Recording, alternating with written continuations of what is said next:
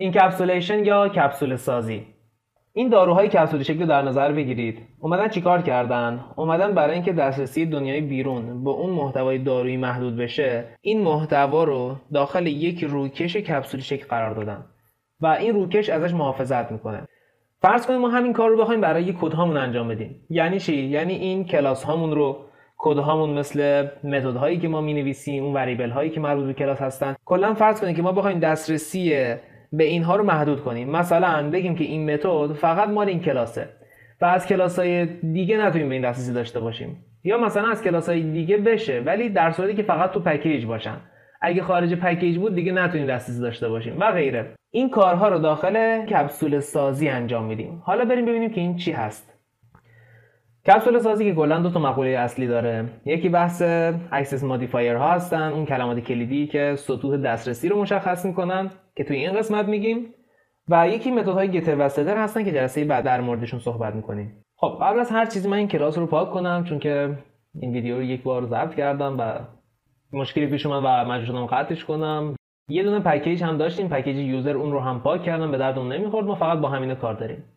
بریم سراغ کلاس کار، چون اینجا وریبل های زیادی داریم و خلاصه اینجا خیلی راحت‌تر میتونیم دسترسیمون رو مشخص کنیم. میایم اینجا که آموزش اینجا انجام بدیم.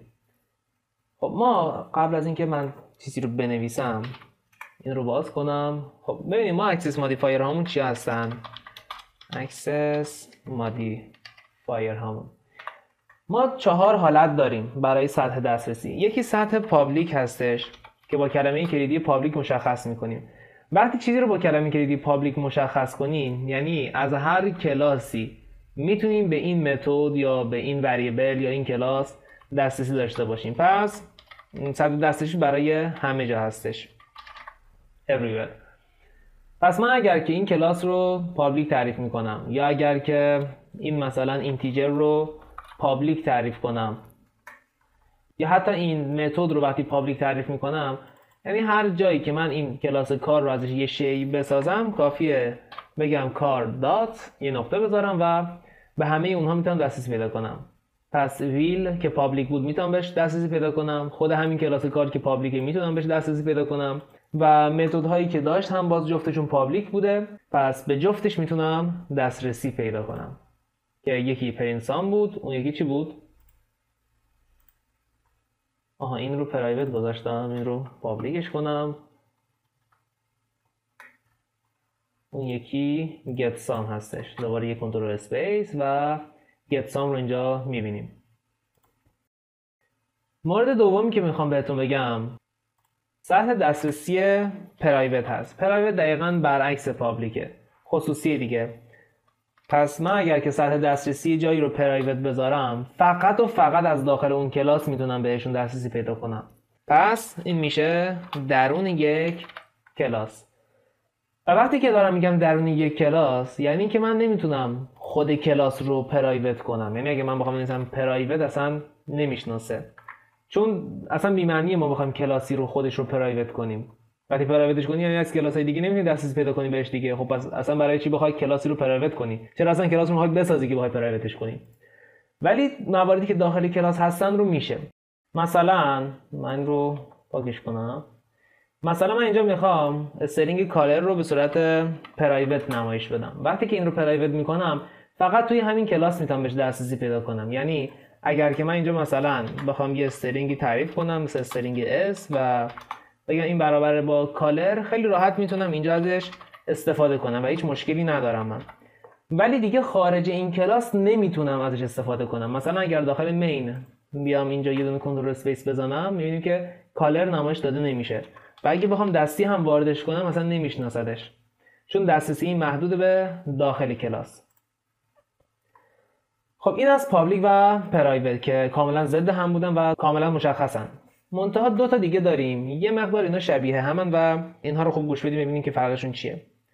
اولین چیزی که خواستم بهتون بگم یه دسترسیه که حالت دیفالته، یعنی هیچ علامتی نداره و اگر پشت وریبلمون یا متدمون چیزی قرار ندیم اون حالت دیفالت به وجود میاد. این حالت دیفالت در واقع همون پکیج اکسسه، یعنی فقط داخل یک پکیج میتونیم به اونها دسترسی داشته باشیم.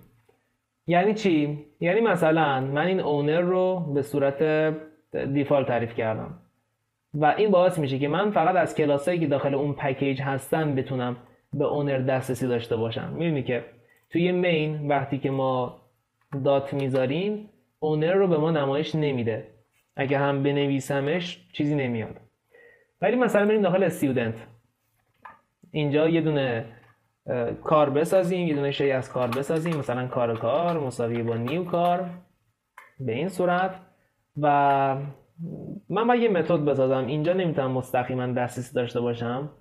یه دونه متد بسازم مثلا بای کار، البته مثلا پابلیک void بای کار به این صورت، یه متدی که فقط استفاده کنیم ازش.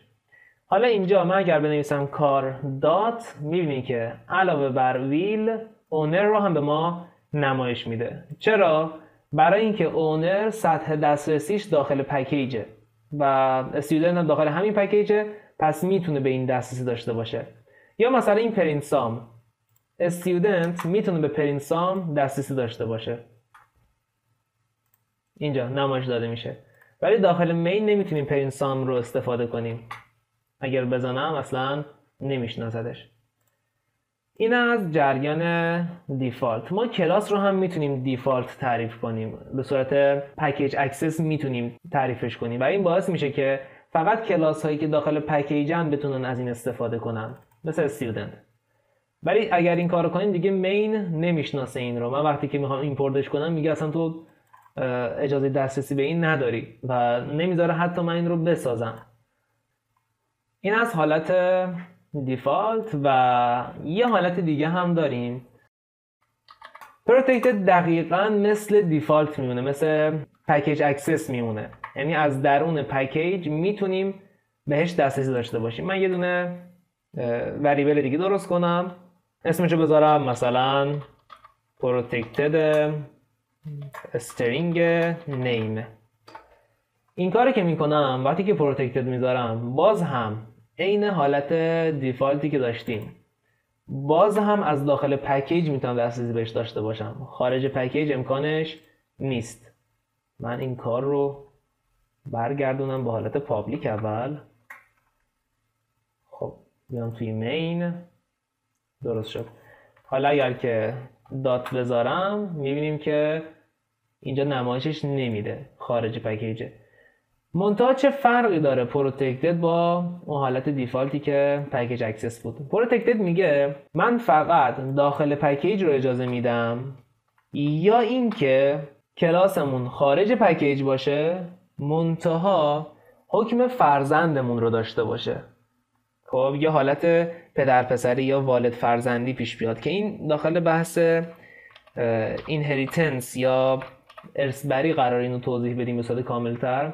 ولی برای اینکه یک چیزی رو ببینید حداقل فرقشون رو حس کنید، من یه دونه مثال براتون میزنم ولی خیلی درگیر جزئیات نشید که حالا این کلمه‌ای که دارم مینویسم چیه و چرا فلان چیز رو نوشتم، خیلی درگیر اینها نشید. فرض کنید که مثلا من یه دونه کلاس دارم داخل اصلا یه پکیج دیگه، مثلا کلا یه پکیج جداگونه بخوام درست کنم، مثل پکیج چی بذارم، اسم الکی بنویسم کی به کیه.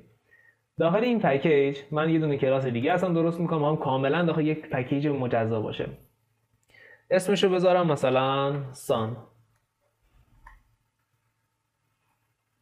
اسم همینجوری. خب برای اینکه من نشون بدم که این سان فرزند کلاس کار هستش، چی کار میکنم؟ میام از کلمه extends استفاده میکنم، میگم سان فرزند کلاس کار هستش به این صورت. خودش هم برام ایمپورتش کرد.